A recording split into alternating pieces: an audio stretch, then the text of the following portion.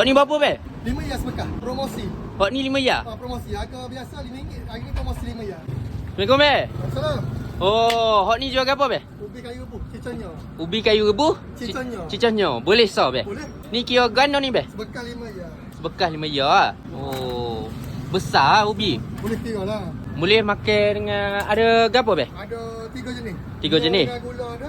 Gula, Nyong dengan gula. nyong dengan gula, Sambal bilik. sambal bilis, Nyong yang kemasin. nyong yang ikan masin. Nyong ikan masin. Nyong dengan gula, bekas 5 ya gini, bala be. Ni nyong kelapa. Nyong kelapa. Lepas tu Ni gula perak. gula perak. Oh ni siap dah? Siap dah ni. Siap dah? Boleh makan selalu. Boleh makan lalu ah. Kasih beres. So ni dia ubi kayu RM5 je kat pasar Joket. Korang akan dapat banyak macam ni. Besar. Pecah je dua-dua. Ubi dia lembut teruk ni. So kalau korang nak, korang kena datang sini. Apa pun kita santai-santai.